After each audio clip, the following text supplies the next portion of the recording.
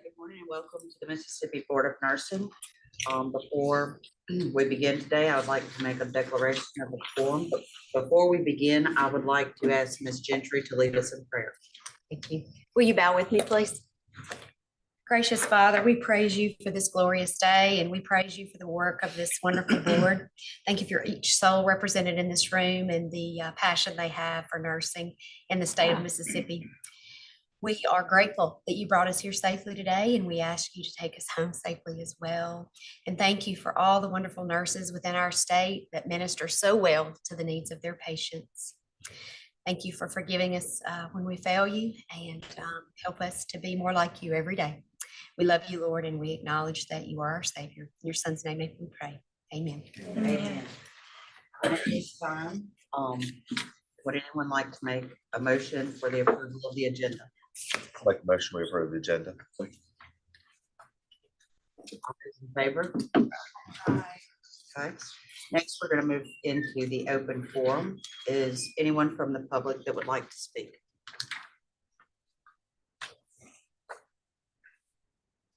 All right, we'll move forward with the legislative update. Mr. Bottinger.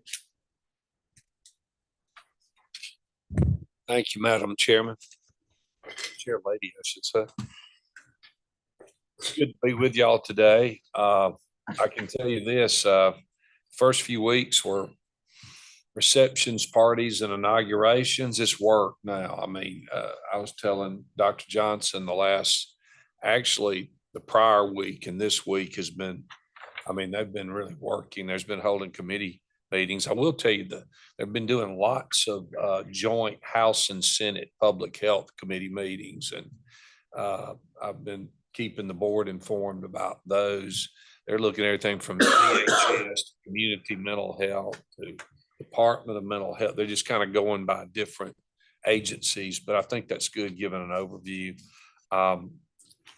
I'll start out mentioning we have budget hearings coming up, our subcommittee chairs. And again, thanks to Shan Montgomery for her diligent work on our budget. I think we have, Shan, correct me if I'm wrong, next Tuesday, the 13th, we have at 1 p.m. our Senate subcommittee appropriations hearing. And on wonderful Valentine's Day, I get to spend with Shan and Phyllis and whomever else may be there. We have a 11:15 a.m. subcommittee budget hearing in the House.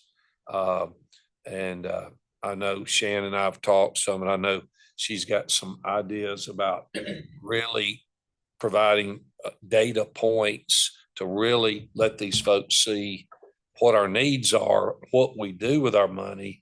And we've always been very transparent about that. I will tell you, and Shannon, I've talked about it, and Dr. Johnson, it's kind of been a little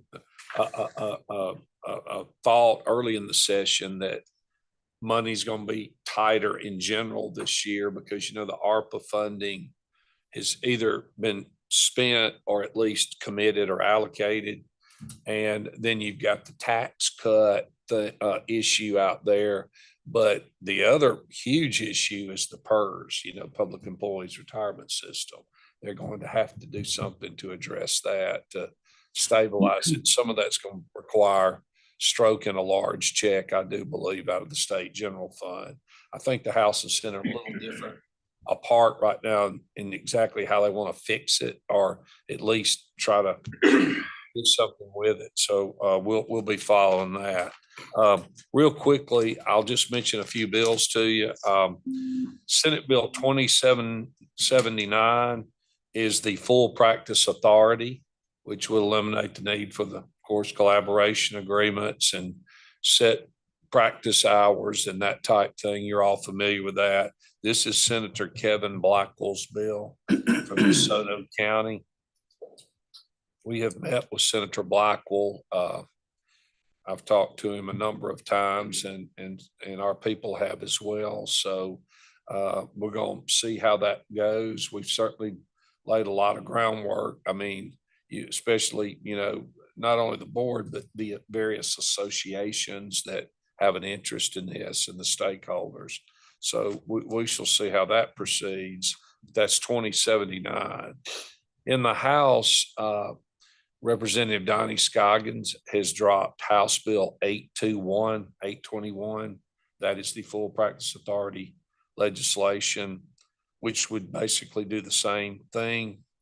I will say there is a difference in hours between the two bills, but it's so early in the process, I can see that kind of going back and forth. But Representative Scoggins, who you know has been supportive on this issue from the beginning, has dropped that bill. I will tell you, we fully expect another House bill to be dropped. Can't say exactly for sure yet. I think I know who it is, but we're gonna have another full practice authority bill dropped. And I think it will come out soon.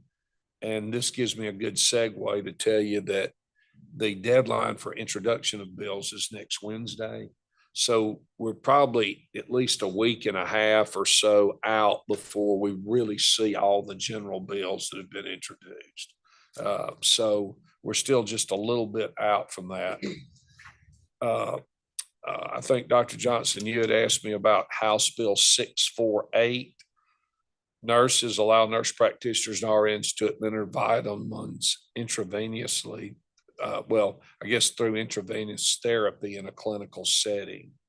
This was dropped by Representative Tracy Arnold from Prentiss County up your way. But this is, you know, I don't know how significant this is, but I know, Dr. Johnson, you had asked me about that bill, so I've just got it on my tracking list. Senate Bill 2080, midwifery, this is a fairly comprehensive bill. This has been dropped by Senator Blackwell also that I referred to earlier. This would create a new state board of licensing for midwifery, rules, regulations, requirements, scope of practice. It's a very comprehensive bill, and it has been dropped. It's too early to know. I don't know what the real prospects of this bill making it are. I don't know right now what the appetite is for creating a new state board and funding it, but it's out there, and Senator Blackwell's a credible person to drop it. So we'll also be watching that bill. Just as a side note, Senate Bill 2240, Board of Medical Licensure, revised licensure status, definition, procedure, fines, and temporary practice authority. So just healthcare, medical related. Just wanted to, I had somebody actually ask me about it, so I wanted to be sure and mention that bill if you want to take a look at it. It makes some great bedtime reading. This on back is just the title of the bill. So it's rather extensive, but Senate Bill 2070, nurse practitioners authorized to dispense Legend drugs to patients. And this is dropped also by Senator Blackwell. As you can see, he's very involved in obviously the Senate Public Health Committee, but Senate Bill 2070 authorized nurse practitioners to dispense Legend drugs to patients. Dr. Johnson, you had asked me about this earlier in the session, or at the beginning. Full practice. So this is, let me say, House Bill 680, full practice authority for midwives. So like remove any collaboration agreements or anything. It's kind of like the bill just for their profession or specialty. So just wanted to make you aware of that. Representative Dan Eubanks from DeSoto County has dropped that bill for them on that issue. That's kind of an overview of what we see now. Remember, we've got a week and a half, possibly a max of 2 weeks before we know everything out there certainly, I expect some more bills to come forward. We'll certainly, I'll, stay in contact, obviously, with Dr. Johnson, Shan, and the board folks, but, staff, but we'll certainly make you aware of anything that you guys need to know, that may impact, the board and the profession. So with that, if anybody's got a question. I do. So Trey, thank you for the report. You said one of the last things that NPs would be able to drop, what kind of drugs? Legend. What is that? I think that's, if you look, is it FDA or the Federal Drug and Cosmetic Act?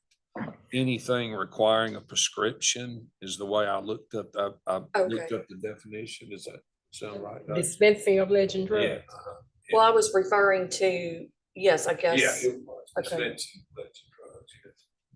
In other words, allowing them to be able to dispense medications at the clinic like physicians now Right. have the authority to do. Got it. And that's drugs for hypertension, diabetes, which they can Oh, keep in the clinic in bulk and then put in a bottle, put a label on it and give to the patient. wow. Okay, the other question that I had is, and there may be board members that can answer this, but the elimination of the collaborative agreement. So I mean, maybe because I'm on the APRN committee now and I'm learning some things, but that in many ways is how we track what our NPs are doing. What they're approved to do, what they're skilled to do, educated, et cetera. So if we eliminate that, I mean, have we thought about what that means really? So if the only thing that the full practice authority bill does is take away the collaborative agreement, it does not change the law in any other manner. They still must operate and practice within their scope of practice. As the regulatory agency, you, the Board of Nursing, will be able to promulgate rules and regulations based on whatever that new law says on how they do that practice. You will promulgate the rules without usurping the law. It's pretty clear in the law. It defines their scope of practice, and those rules and regulations have to reflect the scope of practice in APRNs when they practice. So the only thing that the full practice authority bill is going to do is that they don't have to have a collaborative physician to practice and do their job. Nothing else changes unless we promulgate rules and regulations to change it. So you still have authority to make the rules and regulations as to how that practice is carried out. 23, I believe, other states that have this. Oh, no, I know that. I understand that. I'm just thinking operationally. And so, or if they drop it, we need to ask for an increase in our staff salaries and pay, because that is going to be a lot. I won't debate that. We always need increases in salary. I mean, we talk about things and then it's like, if it happens and I certainly would support that. It's just, we need to be ready. And that's all I have to say. Thank you. Dr. Johnson said it very succinctly. It doesn't change the substantive law, but as the Mississippi Board of Nursing, you members have the authority through your rules and regulations to augment or supplement, for instance, rule or reg to allow more tracking in absence of a collaboration agreement. So I think you're going to be covered there if it passes. Anybody else? Madam Chair, if I may, Trey, there was one other bill that we talked about and I was looking it up. I think it had to do with the re-implemented First Start Act. First Start Act. And it was going to affect the NLC. Yes, we dealt with that What's on that? bill last year. I don't know. I remember we discussed it. It's called the Fresh Start Act. It was passed a few years ago. The whole point's to kind of streamline, make it easier for people that maybe had a previous issue or problem doing professional work. It impacts various licensing boards and agencies. And I think the issue we had is we just don't want anything to affect the nurse licensure compact, which is our national compact, which sets forth everything in our reciprocity, right, with other states. So you're right, Dr. Johnson. I'll get that bill number. I think I. 826. 826, y'all put that down. I wouldn't be surprised to see another There actually bill. is. Yeah, There's two bills out there right Yes. now that are seeking, again, as they do every year, to amend the Fresh Start Act. I think the one that Dr. Johnson has referenced is the simpler of the two. There's a much more comprehensive amendment to the Fresh Start Act, and it amends the act, and it goes into every board's statutes and makes separate amendments like they did before, where they're striking essentially every language, all the language from every board that refers to moral turpitude and good character. So I've got both those bills, and I'm happy to forward them to you guys. Okay. But see, the bill passed a few years ago initially. And then certain agencies like the Board of Nursing, we had these little introductory clauses that more or less took us or gave us latitude, the board latitude, to come out from under it. They went back and deleted that language, and it sounds like they're kind of trying to further that. Yeah, 2 years ago, not last year, but the year before, they had dropped that magic language, notwithstanding Right. any language to the contrary, Right. and it's back in this bigger bill. Right. And so they are really trying to direct all the boards solely to the Fresh Start Act, so that your own code sections aren't legislating who you can give a license to if they have a conviction that's not related to the practice. Okay. Because I do know that there was a carve out with compacts. And there's a compact law, and the danger that we were discussing, that is, if it will usurp the compact law, which means it will remove us from being a compact state. We would no longer be a compact state, and that's a dangerous entity right now. So that's why I asked Trey to make sure he monitored that. I was unaware of that second bill, so I would like a copy of that to review, since it's more comprehensive. Yeah, there's definitely two, and I think there may be more. I would, it wouldn't Right. surprise me if there was one or two more of that. And that's all a push. And I mean, the intent is fine.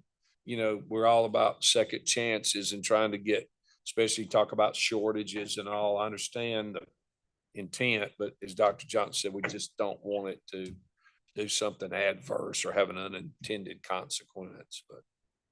So I have a question. Okay, so help me understand, if the felony conviction for basically any crime that puts the public at risk, and we know what those are, they're delineated.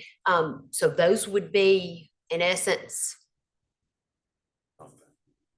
The only ones pursuant to that one bill, okay. to the one bill. So abuse of elderly, felony conviction for elderly abuse. That would no longer be something we looked at, or could look something to specifically like that, that would directly affect patient care as far as nursing goes. You will always be protected as far as those crimes and felonies that are within the practice of nursing, nurse practitioner. So something like what you're talking about that would affect patient care is Yes. arguably within the practice area. So you are protected against those type of crimes, even though they're not delineated in that specific bill in the Fresh Start Act. Gotcha. Okay. And I totally agree. Ms. Ginger, I think what they're trying to do is say, if it's outside something in your scope or what you, not related to like elder abuse, then they want, you know, whether it's leniency or at least not let them be disqualified just solely based on that wrongdoing or conviction when it's outside of what you're doing. Thank you. For Mr. Bobinger. Thank you. Thank you very much, Madam President. And next we will move on. Before we move on in the agenda, I would like to. I was about to say. I was shut. Sorry. So before we move forward, we would like to stop for a moment and honor Miss Jane Collins for her service here at the Board of Nursing. as we all know, Jan has been with us for quite some time, and I think we all know that Jan has brought many laughs, many memories. She has brought an abundance of knowledge with her, and she was fantastic in everything that she did here at the Board of Nursing and enlightening us all in some way. And so with that, Jan, if you could come up, I would like to present you with this. I'm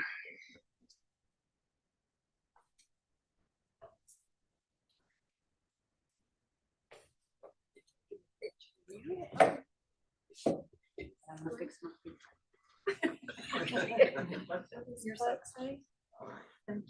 What does it say?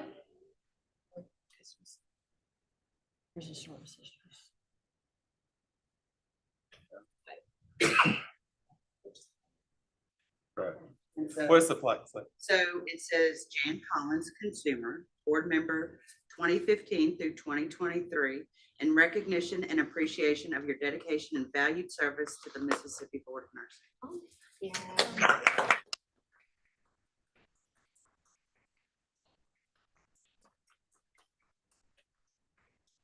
Couple comments. Okay, first of all, I want to thank, the mayor, the governor, Governor Bryant, for appointing me to this board for 2 terms. So I served 8.5 years, basically, and I can't tell you how much this has meant to me.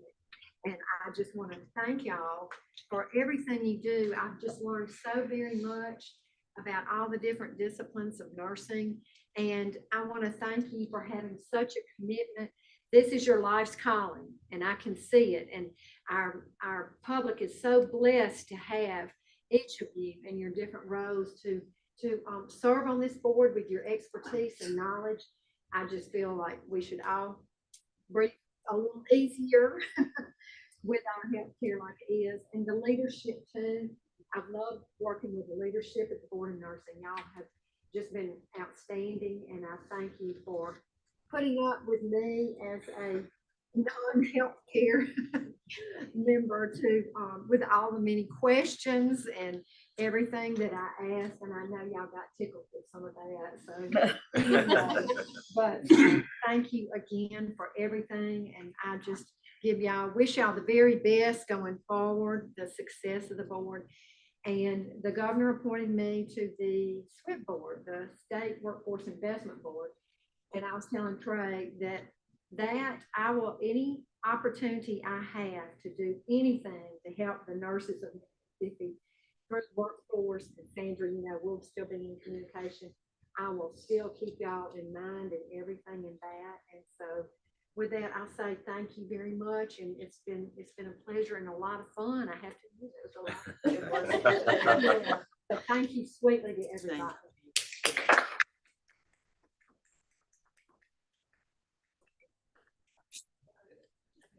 I can't leave one.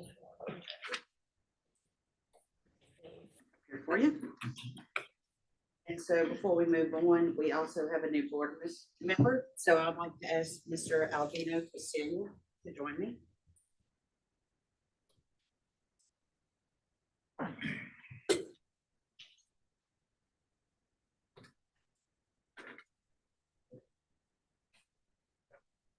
right, you ready? Raise your right hand. I, Albino Castillo, I, Albina Castillo, do solemnly swear that I will faithfully support that I will faithfully support the the Constitution of the United States Constitution of the United States and the Constitution of the State of Mississippi, and the Constitution of the State of Mississippi, and obey the laws thereof, and obey the laws thereof, that I am not disqualified that I am not disqualified from holding the office from holding the office as member of the Mississippi Board of Nursing, as a member of the Mississippi Board of Nursing, that I will faithfully discharge that I will faithfully discharge the duties of the the office duties of the office upon which I'm about to enter. upon which I am about to enter. So help me God. So help me God. Thank you. Congratulations.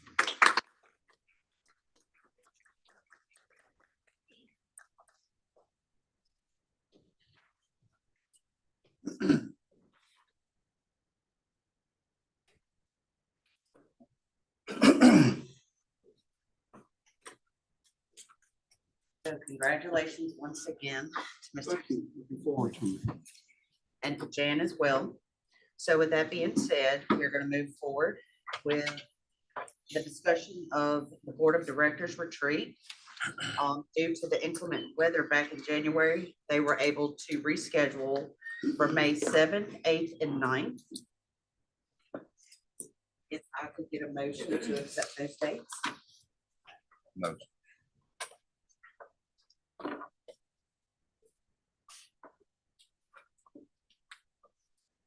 Give me just one moment.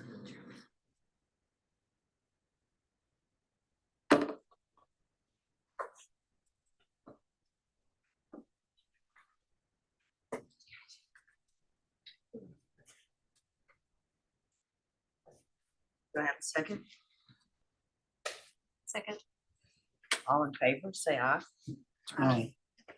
All right, next we're gonna move on to the Office of Nursing Workforce Report.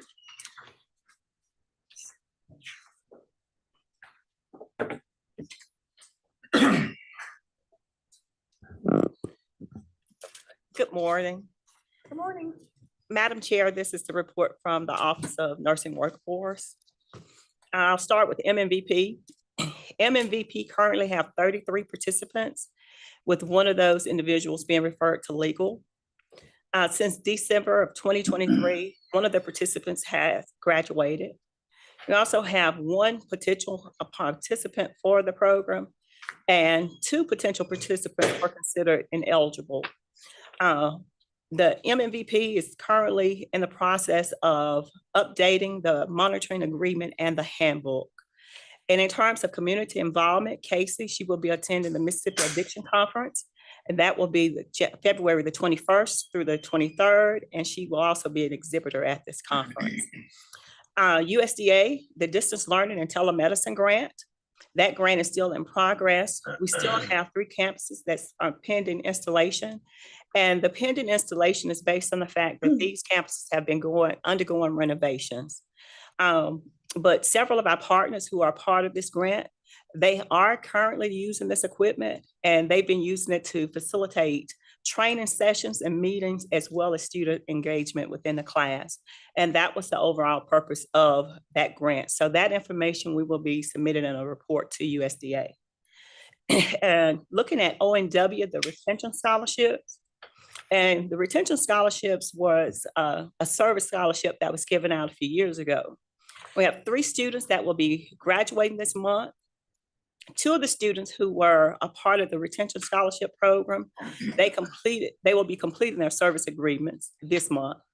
2 students finished their agreements in January 2024, and we had 3 students to finish their work service agreements in December. In terms of the nursing program scholarship, 7 students submitted their student recipients for the fall of 2023.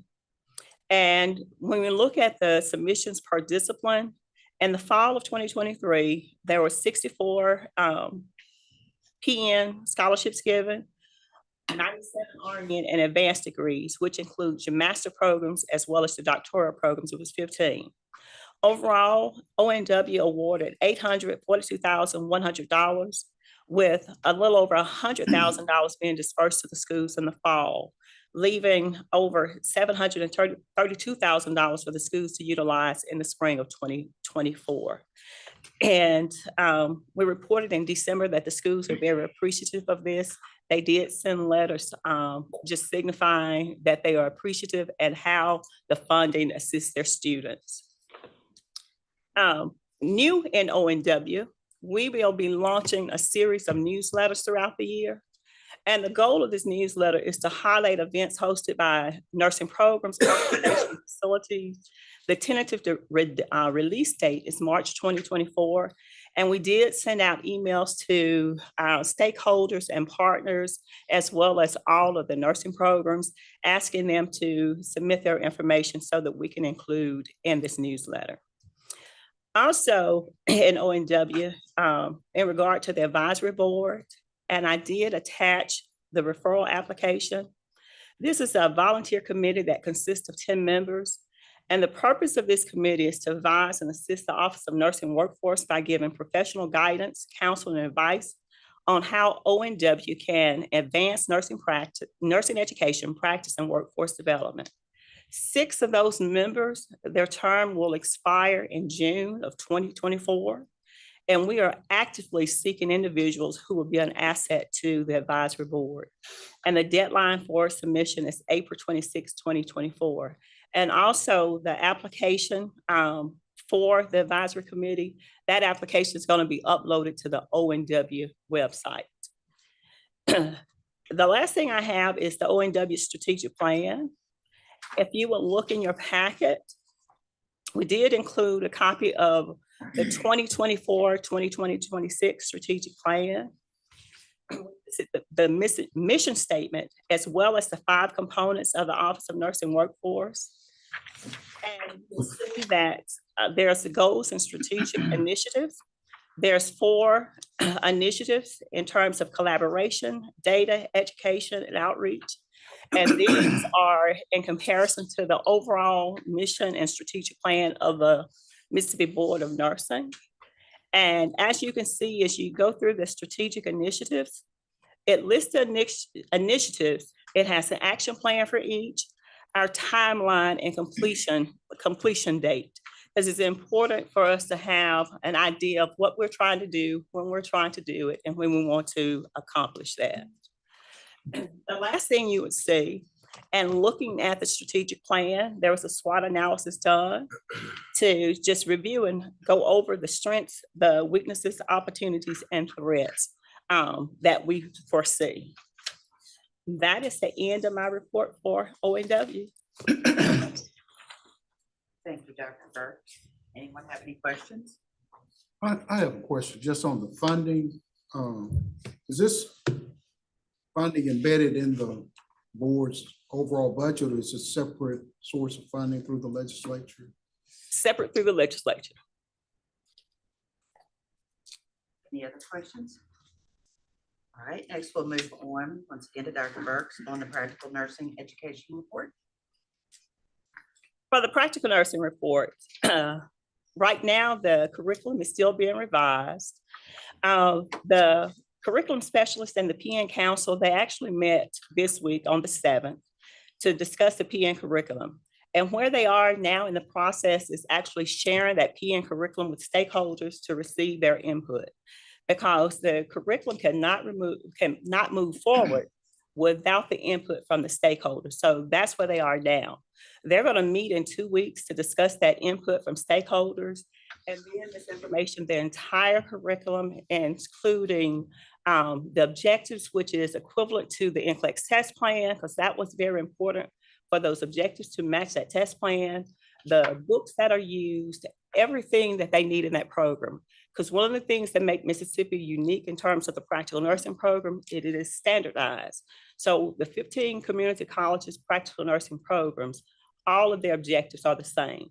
Now, how they implement that in class may vary, but they're all teaching the same thing. So once that document goes out for further review, I will y'all, because they do want the board input. That second part of that curriculum is it cannot go forward without the input of the stakeholders, which is your hospitals, your long-term care facilities, your consumers. It is halted until they get input from those individuals. The second thing is the accreditation schedule for 2024. First is going to be Copiah Lincoln Community College. Their requested accreditation dates is June 18th and through the 20th. Meridian is September the 10th through the 12th.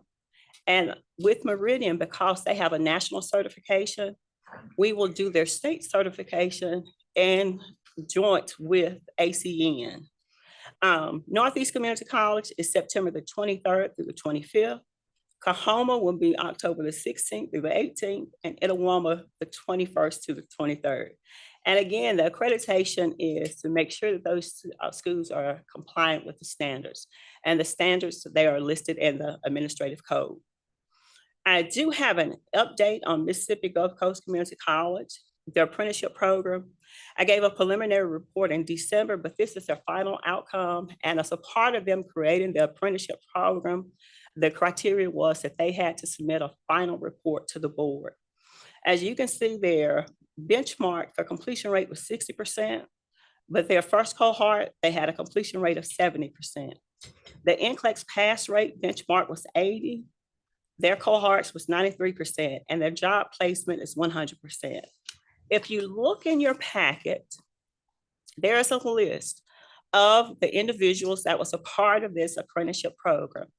It also provides you the positions they held prior to being in the practical nursing program. And it also has where those individuals are working now. Now, one thing that, because of the way the standards are written, they had to include that one individual that failed. However, because that person was actually dismissed prior to testing, their true pass rate is 100%. But because that person started with the program, they had to count them. So for this to be an apprenticeship program, the first in the state, these outcomes are just tremendous. We appreciate their effort and we look forward to them continuing this program in the future. I also have outcomes for Jones Community College. In 2022, JCJC petitioned the board to expand their program, their practical nursing program, to the Jasper County Center in Bay Springs. The board approved that expansion. However, they were required to submit a 6-month post-graduation outcome report, and they reported that information. Their cohorts in this class, they admitted 18, 15 completed with a completion rate of 83.33%. And their NCLEX, 12 of the 15 have taken boards, and all 12 of those individuals have passed. So right now their boards is at 100%. The last thing I have is a summary of the practical nursing annual report. The schools are required to submit an annual report each year, and this is outlined in the Administrative Code Part 2865. And it lists what's included in this report, and the final document that you have attached for the PM is actually a detailed report with graphs. And this will actually show you a 3-year time frame in terms of what the NCLEX scores look like for the state of Mississippi. And nationally, Mississippi has remained at or above the national standards in terms of their pass rate for the programs for the last 3 years. We also included the enrolled students. We look at the first time admits and then the total number of admits for this, for the practical nursing program. And on page 2, if you notice, for the year of 2020-21, that academic year, there was a drop in their numbers. And 2021 to 2022, those numbers have increased, and this year there has been an increase.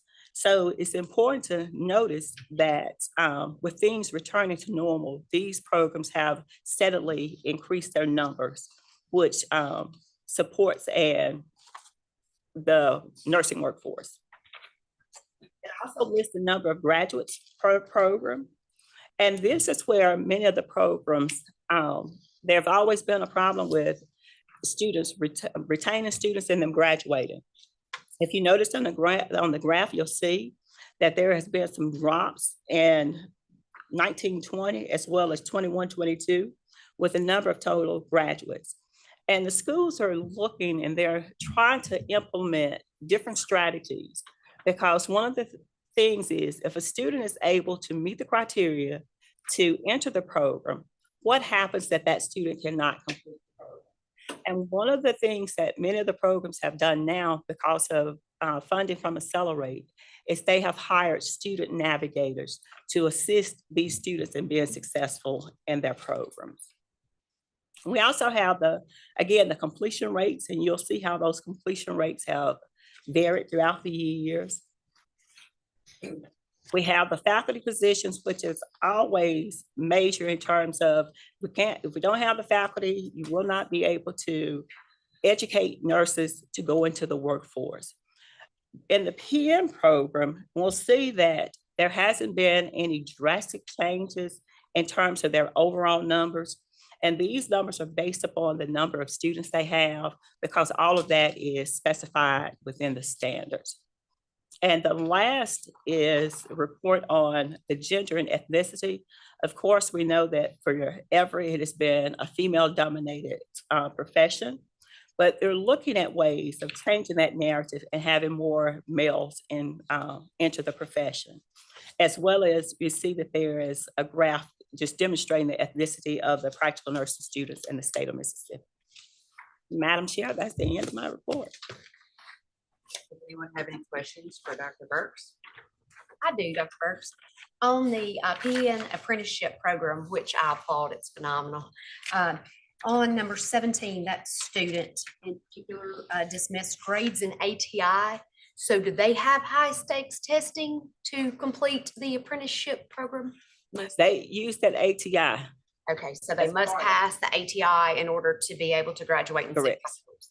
Okay. Right, from them going from each level, Yes, ma'am. they have to complete that component of the ATI. And some of that is because of the ACT criteria. When they are admitted, their ACT traditionally 16 or 18, these individuals' ACT scores are much lower. Right. And so with that, they implemented that ATI. Dr. Stewart? Thank you for your report. This is helpful, and I just want to make sure that I'm understanding. So the percentage, so basically people, there's about a 68 to 70% completion rate. For the apprenticeship. No, I'm sorry, I'm on to the practical nursing programs. Okay. And you indicated that it's like, and that's a question in lots of academic nursing programs, like we admit them and they can't get to the finish line. So what do we need to do? And I think that we're looking at some of those things already, obviously. But when I look at on page 2 of the, looking at the number of students by college, it does look like over the last 3 or 4 years, it's interesting because some of the schools have had major, looks like increases. I didn't do the percentages, but major increases, and others have had pretty significant declines. And so I'm just curious if you've done any correlations in terms of the schools that seem to be elevating their enrollment. Are they seeing an elevation in in completion?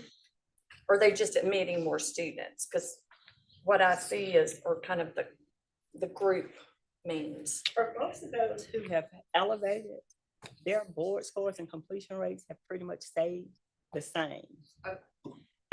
One of the things is there are certain, for some strange reason, some classes that do extremely well.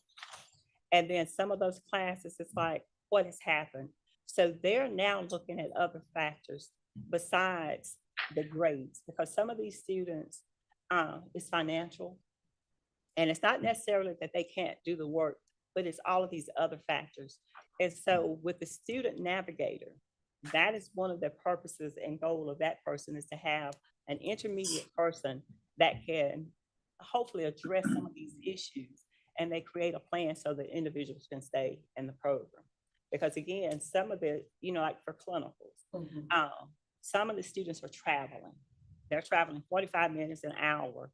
And so if they have car troubles, the cost of those guidelines like attendance, you just can't miss 20 days of a nursing program and think you're going to pass. So they're looking at those things. They're trying to be more proactive than reactive. I think what they're doing certainly is admirable in the sense of it's really easy to look at grades or GPA or ACTs and say, yes, no, yes, no. But the reality is those have some predictability.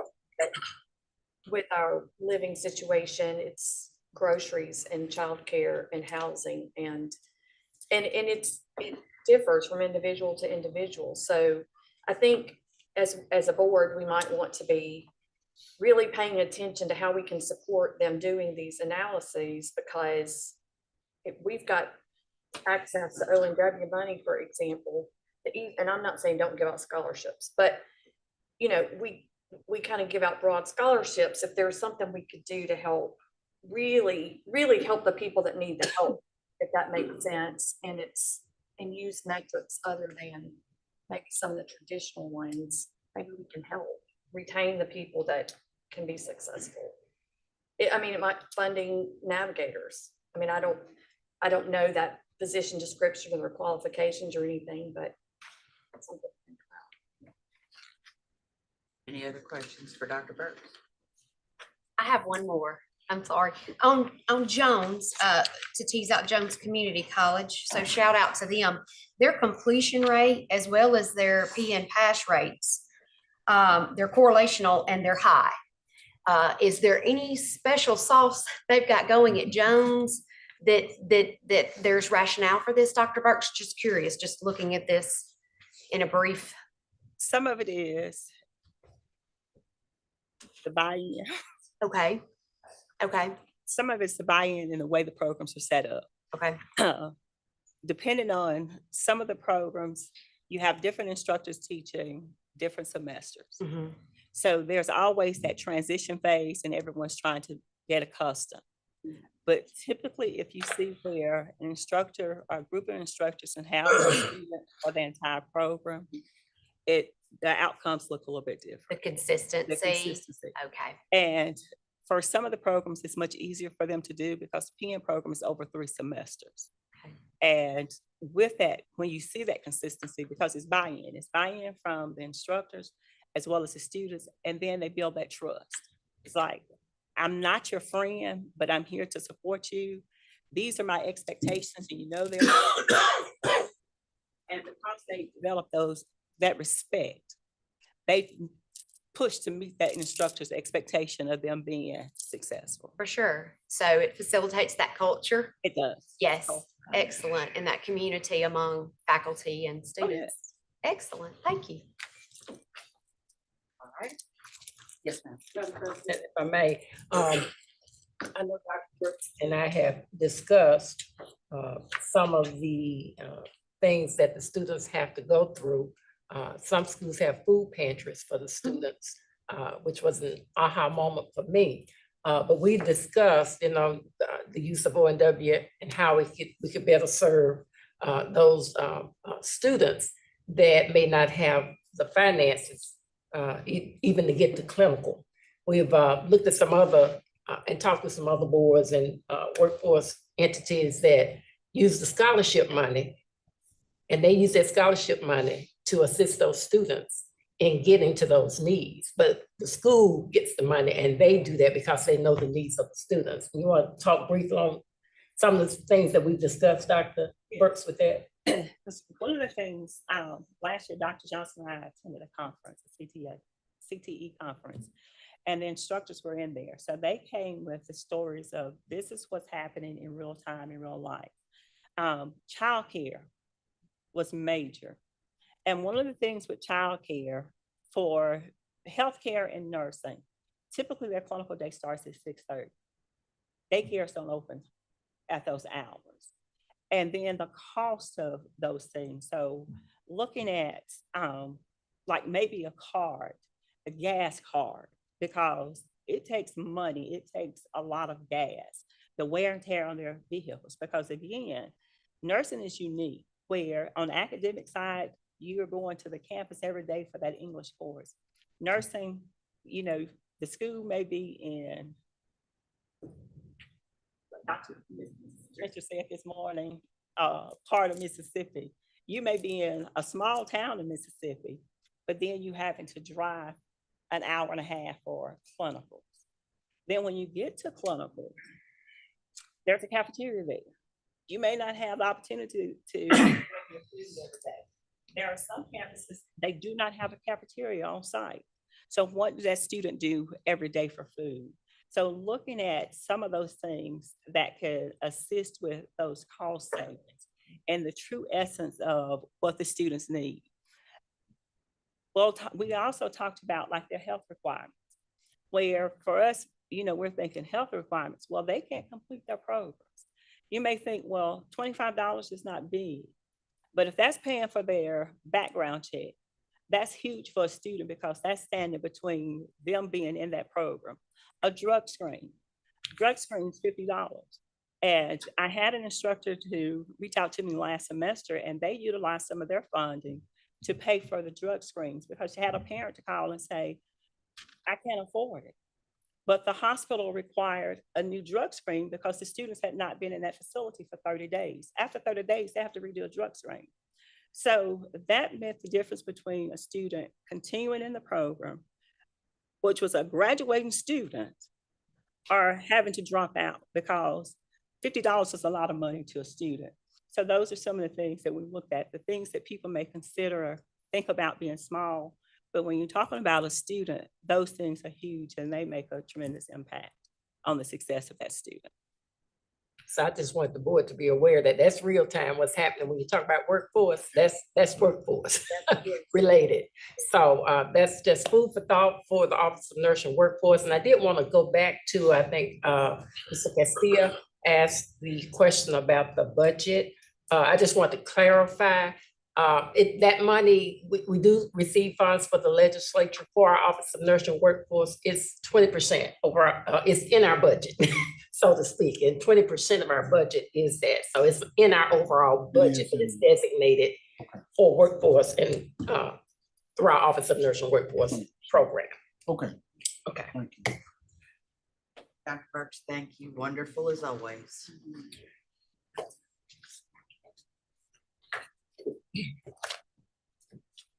So with that being said, on Dr. Burke's practical nursing education report, do I have a motion?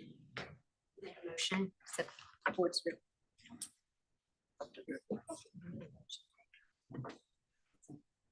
And maybe on there, but I don't know what we're making a motion for. There's no To action. accept.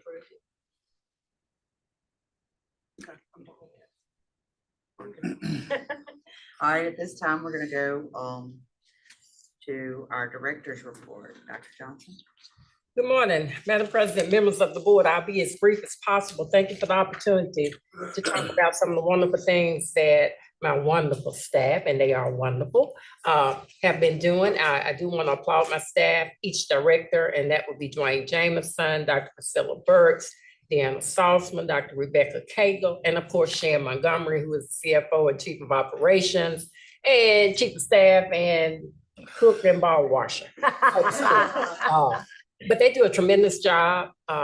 Without them, I could do none of what I do. And so I always like to give them their accolades because they do. They are behind the scenes a lot of times, but they do a lot of hard work. And I think that's evident. I also want to commend the board members for your leadership, because without your support, we, the staff, could not do what we do to make sure that our mission is carried forward. And our mission, as always, is the safety of the citizens of the state of Mississippi who receive health care from our nurses. So we want to make sure that our nurses are being competent and efficient in the practice and the care that they provide to our citizens. So thank you for that. I want to briefly go through some things. Operation Nightingale, we received a new school January 24th, 2024. I received notification from the FBI of a new school. They even provided the transcript of the hearing with this particular individual. It is another school in Florida, still an ongoing investigation with the fraudulent school situation. However, this school has been confirmed as one of the fraudulent schools that did issue out documents that are not appropriate to individuals that attended this school. I received a date range in the affidavits and the court transcripts of these individuals where they confirmed that if you receive an application from someone who attended this program during this time, it is not legitimate. Therefore, I have contacted our ThoughtSpan vendor. We have put that school in that database, and anybody that applies for a license in our state from that school or any of the other fraudulent schools is tagged through our technology system. That immediately goes to me to review their documents. And we move forward with whatever means are necessary at that point. But if we receive that range of graduation, these individuals have already said that these people did not graduate from this school. They were just given documents to show that they could go and take the NCLEX. And as we know, some of these people were passing the NCLEX because they were either nurses assistants or they were LPNs that graduated from a legitimate program that went back to an RN or a master's program and received an additional nursing degree based on that. So NCLEX measures the minimal competence required to be a nurse. So if you have a little bit of nursing and you're good at taking tests, you can probably pass the NCLEX. Hopefully that doesn't happen anymore with Next Gen, but still a possibility. So I am and will continue to monitor that. As always, I appreciate the board and the staff and their participation in volunteering for committees at NCSBN. When I recommend staff for those committees at the national level, we have several board members that have served on those committees. One is Jeremy is on the finance committee at the national level. Sandra has served at the national level. And I always recommend individuals. Well, Shan Montgomery, kudos to her. She has been serving on various committees and was recently selected to serve on the NCSBN Governance Review Committee. This is a committee where the members of this committee will be reviewing the bylaws of NCSBN and revising, updating, making changes as warranted in the bylaws moving forward. So this is a very important committee. So we applaud Shan for stepping up to the plate. When I offered to put her up and said, yeah, put me in, and then she got selected. Who knows? So thank you, Shan, for doing that. The NATI conference is April 17th, 2024. As you're aware, Dwayne Jameson is an officer in our state chapter and has done a phenomenal job there. I get accolades about him from the stakeholders all the time about the tremendous job that he does. They're thrilled to have him there. So if you're interested in going, you can mark your calendar, contact Vanessa Gray, my executive assistant, if you're interested in going, but it is April 17th, 2024 here in Brandon, Mississippi. I think it's at the Brandon Civic Center is where they're having it. Trey has already mentioned about our appropriations hearings. That will be Tuesday, the Senate, and Wednesday, the House. You can see that on the screen and also in your documents that I gave you as to the time and the room number down at the Capitol. All are invited. It's open to the public. If you wish to come, please let us know or just show up. We aim to be there and try to do the best we can to get our budget approved and increased if necessary. The other thing I want to let you know is we attended the FARB regulatory conference. Shan Montgomery and myself attended that. It was a very good conference. They're looking to make some revisions as to how they do that. I was able to speak to the president of FARB, who is looking at probably making this conference or revising it so that it is all at one time. And that would include the innovation part of it, the regulatory component of it, and the law seminar.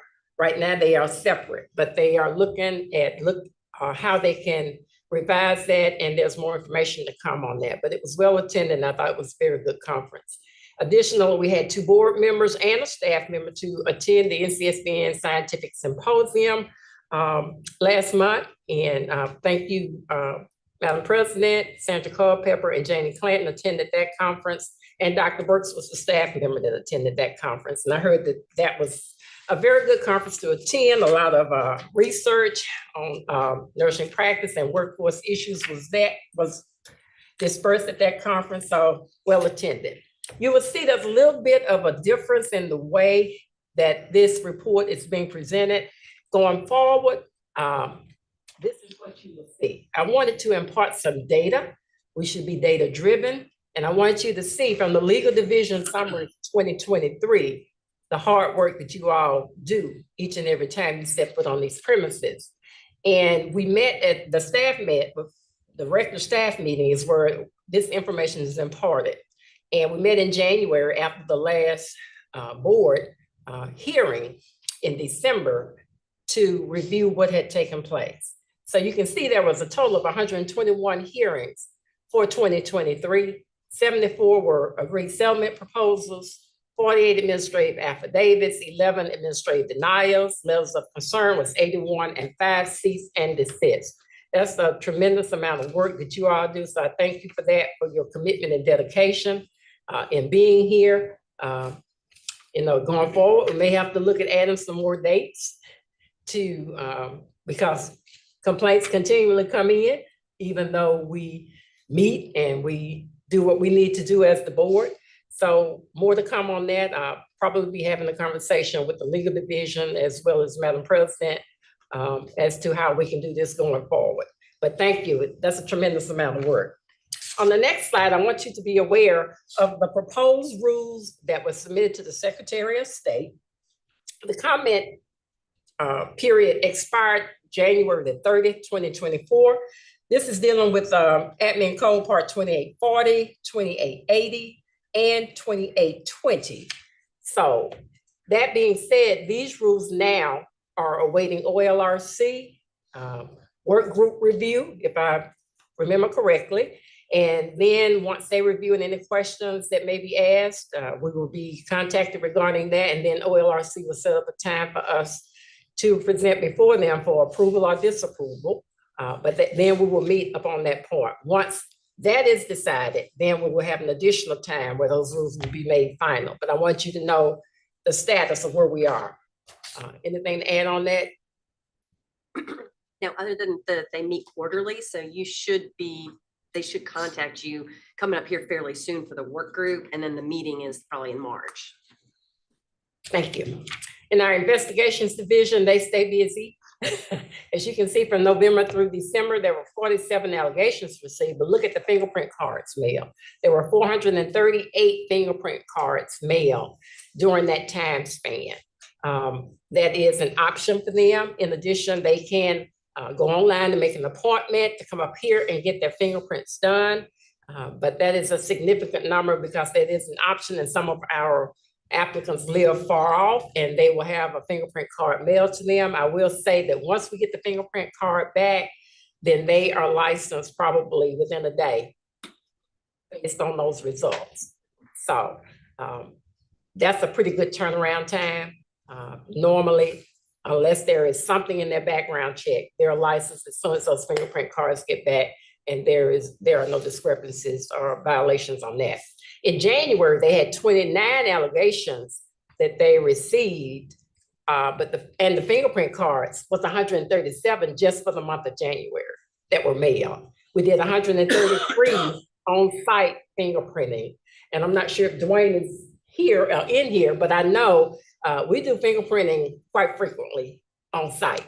And so I always have to check with him when I'm trying to set up meetings with the staff to make sure that it doesn't coincide with what they're doing. And they normally do about twice a week. When they have it, it's every other week. Dwayne, are you on the Zoom? We'll put you on the spot.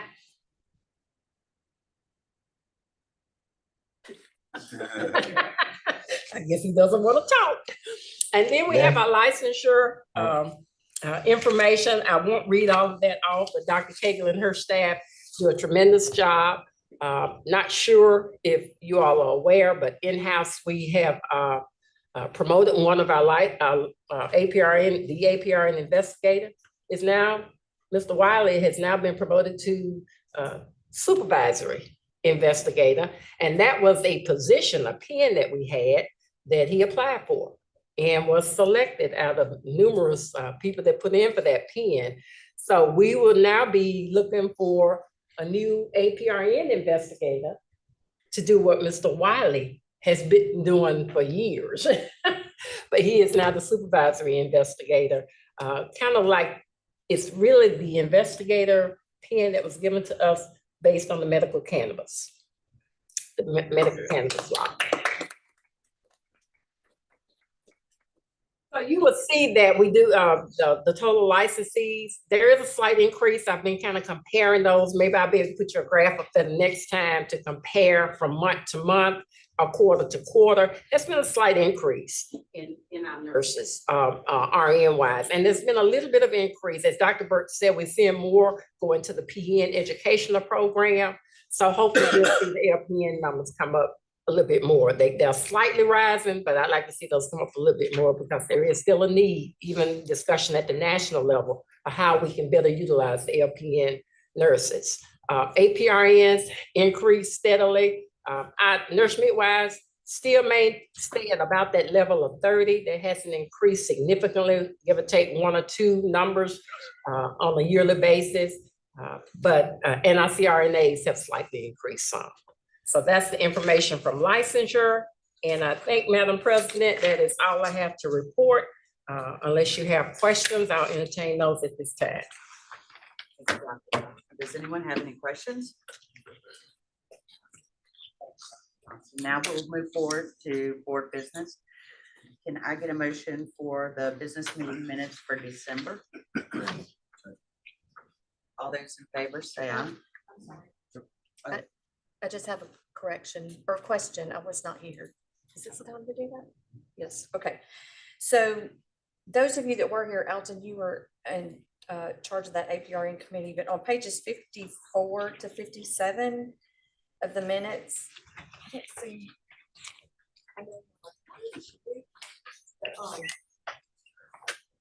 Are you on that page, Alton?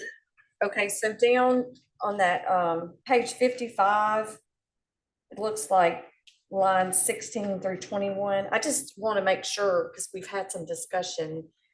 And I know Melissa is not here, but it says that Dr. King stated, should we include this language in there since we are not trying to get away from the position statements?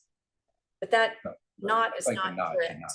I agree, because there's some language, and I know she's not here, but there's some language in the next page where she says, but wouldn't that be standardized, et cetera, instead of position statements, since they don't have legal hold? So the not, I moved that the not be stricken. I think I'm just curious because these aren't actually how you would see minutes prepared. It's a transcript. Your court reporter takes down exactly what is said. So by relying on the transcript, there really isn't a means by which to change what was actually said. That makes sense. It's an odd way of doing things by using a transcript instead of true meeting minutes. But by using a transcript, I'm sorry, I understand what you're saying, and especially with her not being here to actually recount the conversation, to maybe correct it. And maybe that's what we need to do for the next meeting is bring this back up so you can maybe do a reversal or make sure you're clear on what was said during December. But as far as these meeting minutes, the way y'all are operating with the transcript, it really is just kind of a motion and a second, a vote. Right. Okay, then I withdraw my comment. We actually had a motion that was pending already, so. So I got a motion from Mr. Cummins. Yes. So let's be clear, so we're saying the not, we can't take the not out because transcripts sometimes have mistakes too. Well, in light of the fact that who said it, the speaker isn't here, Mhm. I am saying that we're gonna have to rely on the accuracy of your court report and the transcript. I mean, it sounds like that's an important distinction, the not being there in or not, but I think it can wait until Dr. King is here, and then maybe it gives us an opportunity to think about how we want to record minutes. And I think that's something else to say because what you were talking about wouldn't normally be in minutes at all. Correct. Yeah, all that minutes should reflect is the actual action of the board, right. the roll call, every motion that the chairwoman has done. So you're talking about a discussion, which arguably we want it to be correctly reflected and the board to be on the same page. But, and we will, since we've started the conversation, talk about how we do y'all's minutes. But Okay. if the transcript's here, and again, without the speaker presence, I am reluctant to let you guys make an amendment on what was said. Yeah, I guess I'm just saying if this is an important question, maybe we It is, defer action until the speaker can clarify. I think it's an important question. I don't think it's really relevant to minutes, to be honest. I don't think it amounts to too much if we're just talking about the approval of the meeting minutes, because again, that was nothing that you guys took action on. It's a conversation. God, it's a conversation, but the discussion is in context of lots of other decisions that have been made and are being made. And that's my concern, but it certainly can wait until Dr. King is back and we get some other way to move forward, or maybe we just document this is something we need to clarify what the board's stand is on our previously what we've used as position statements. These truly are not meeting minutes, and I had it in my notes to address it after the meeting today. These are a transcript of your hearings and of your committee meetings, and for ease, for the purpose with which we have, meeting minutes, they don't achieve that purpose. The purpose is for anybody to look and see what you guys did during a meeting. I don't want to read through single space, 200 pages, looking for what you did. I did in the last 10 minutes. No, I'm joking. Well, you're a board member, and I would expect board members to want to know what y'all did, but for the public wants to know what action the Board of Nursing is taking. This makes it really difficult, and I almost think ethics might say, hey, that's a little kind of sneaky. You know, who's really going to look? So I do think we need to revisit the conversation on turning these into true meeting minutes and move away from the transcripts. Sounds good. So I have a motion. And you have a second too. And a second by Mr. Adams. All those in favor say aye. Aye. Any of those opposed? Motion passes. Next is for future meetings, or we have administrative hearings and settlements on April, and I would like to take note of this. We had discussed this in December, but it has not been denoted here. Those dates will be April 7th, 8th, 9th, 10th, and 11th at 8:30. The business meeting will occur on April 12th at 11:05 a.m. And the panel for April will be Nancy Johnson, Melissa King, Janelle Moody, and Jeremy Collins.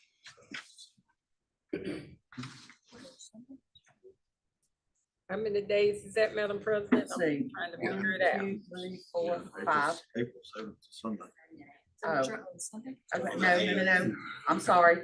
Vanessa had come in and told me that we were doing the 8th, 9th, 10th, 11th. Okay. I Well, it's the apologize. That business was, meeting. so let me retract that. No, we're not doing that on Sunday. So I apologize. So those dates will be the 8th, 9th, 10th, 11th, with the business meeting occurring on the 12th.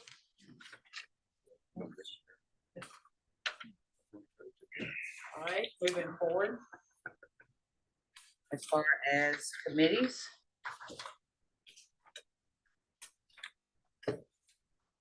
Executive committee, we do not have anything coming forward from it.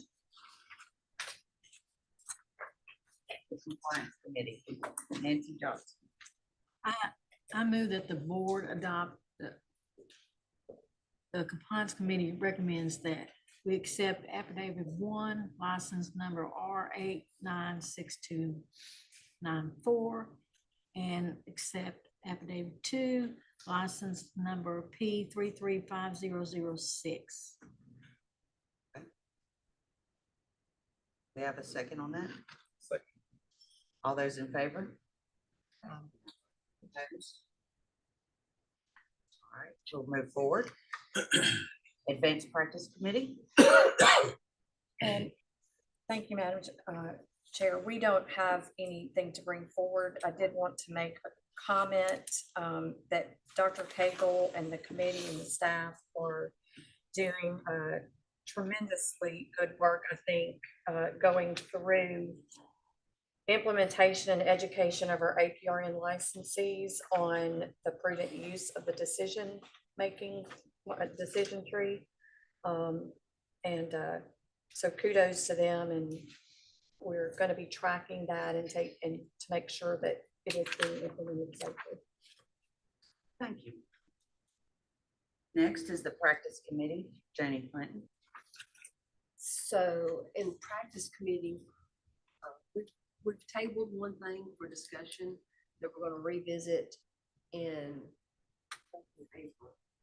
The other two things is, one of them was we have, the LPN, initial pain scale they were asking if the pain scale was considered an assessment.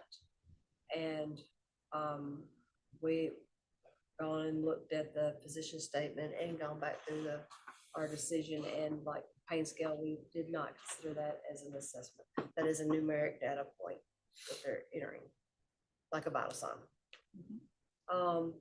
The second one is the position statement on the delegation, specifically delegating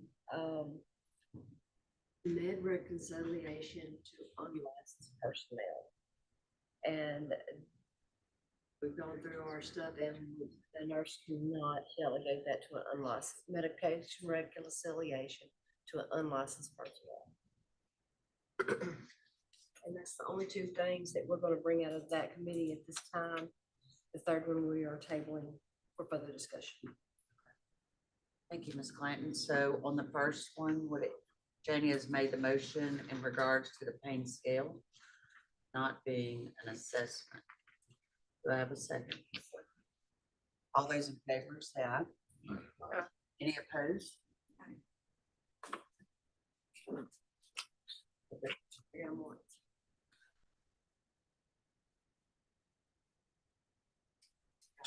All right, and the next motion from the practice committee was nurses cannot delegate to unlicensed personnel. Do I have a second? Second. All those in favor say aye. Any opposed? I'm abstaining. Okay. So abstain on that. All right, moving forward. Thank you, Ms. Clanton.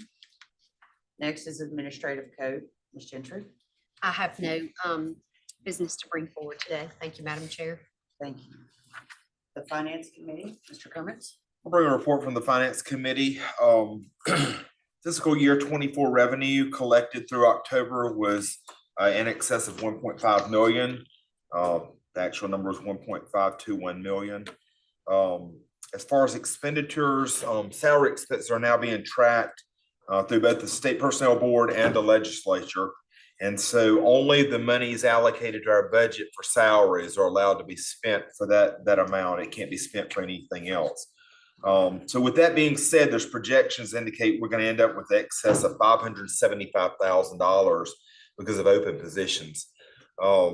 Ms. Montgomery, Dr. Johnson, I think they're currently seeking to fill these positions. But at this time, that's kind of what our projections are looking like, but we are engaged in active recruitment.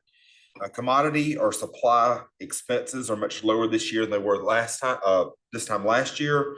We're down about 30% this year, which is a good thing. The agency's expended about $285 of our equipment budget. Usually we do an assessment in the spring. And so as we're getting toward the end of our fiscal year, we check to see what needs to be replaced and expend that money as needed. Back on what Dr. Johnson clarified, our O&W budget is $1.2 million. It's about 20% of our annual budget. And so it's included. And I think that was already clarified there. The boards, in other matters, the board's share of health insurance premiums are going to increase by $18. Actually $40 a month per employee beginning in December. So that started in December. This will add about $4,000 to the agency's salary expense for fiscal year 24. The employer share for retirement benefits is projected to increase by 2%. That's going to bring it up to 19.4% in July. And the legislature will increase our budget to accommodate for those expenditures there.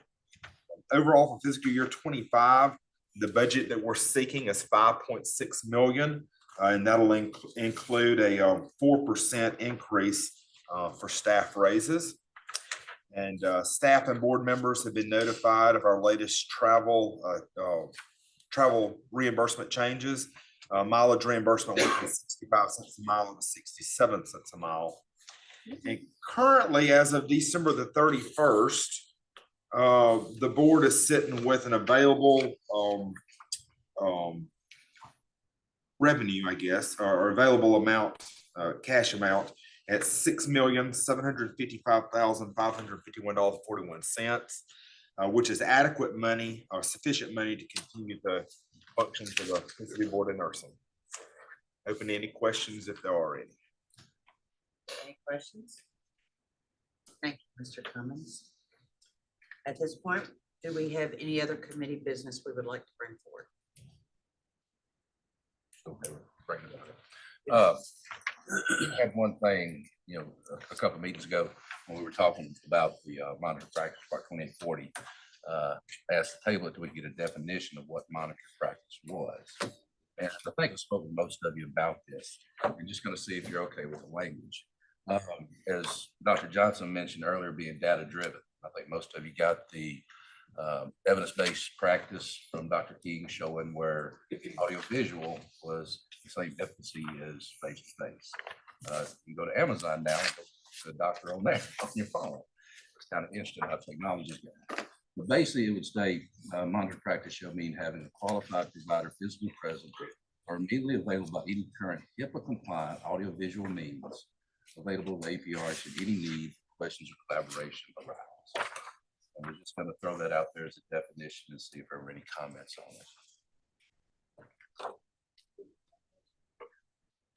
it. It shall be having qualified provider or immediately available by any current HIPAA-compliant audiovisual means available to the APRN should any need for question or collaboration arise.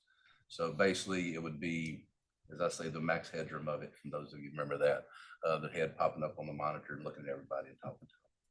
Same way I do in the ER. And like I said, you got so many teledocs and communications out there with this other way that the data shows that this is just as effective. It does not compromise patient care. And I think we just need to stay with the data-driven, evidence-based practice and not opinions. Are we making a decision or are we just having a discussion? Well, it's a general discussion to start with. Okay, good. So the, I'm not opposed. I'm trying to understand what we're talking about exactly. So if we adopt this, a definition of monitored practice hours, do we have the, I mean, I have not seen the evidence. Okay. I mean, I know that people, there is evidence that says it's equitable. There's also evidence that says it's okay in an emergency unless you have the high tech telehealth equipment where real assessments can be done. I mean, you can't, I don't want people thinking that a phone gives you an adequate license for assessment. So before we adopt something that just says audio visual, What that is. well, based on research that says, yes, these are the most efficacious ways to do things. I mean, it's similar to the research that people say simulation is equivalent or has the same outcomes as direct patient care in some circumstances. Well, what the research actually says is that high fidelity simulators with simulated patients provides comparable care, but it is subpar to do, just mannequins and body trainers and that kind of thing. So I just would like us to have some clarity on what we're talking about.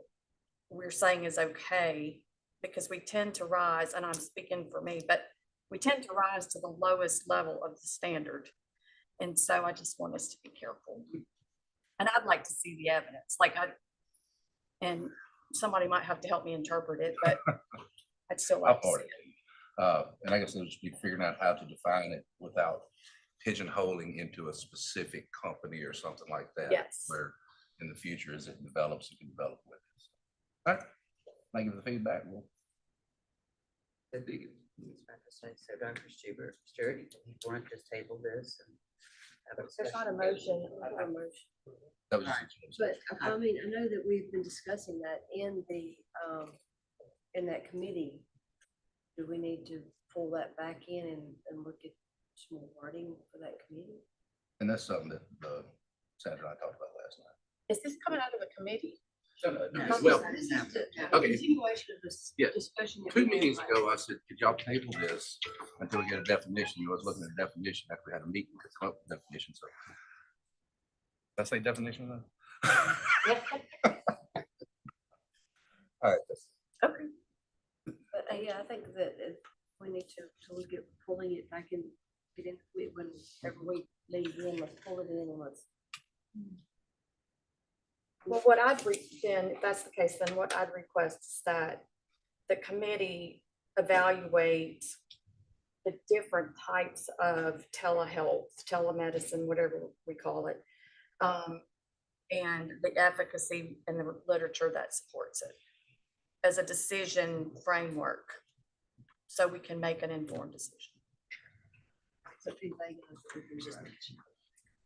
Well, I don't know that they allows us to grow. I do think that if we have a framework of what rises to the level of equitable practice, then that gives us as much leeway as we would need. Like, you're saying like, so FaceTime, I know a lot of people consider FaceTime as, but that would not be an adequate Well, FaceTime on my phone for a assessment. skin assessment would not necessarily be okay. It might be, okay for something else, but I know we're not wanting to get into a list of different applications. I'm thinking in general terms, like what equipment maybe the question needs to be, what equipment is required in order to reach the standard of equitable care, telehealth versus in face-to-face? I mean, if there's evidence that says it's good or as good, then there have to be definitions of what that is. They've had to do some comparative analysis, right? I mean, I haven't read the literature. I assume those of you. Yeah, I'll get a copy out to you, but we don't have to keep arguing this today. Get it No, I back think at it. we're not I think that's a great question. I mean, I'm just trying to understand. So thanks for your patience. All right, moving forward, any other business for discussion? This time, do we have a motion to adjourn? Make a motion to adjourn. Do I have a second? Do we have? All any those in favor? Oh, Any opposed? I say, Hopefully not. in honor of Jan, do we have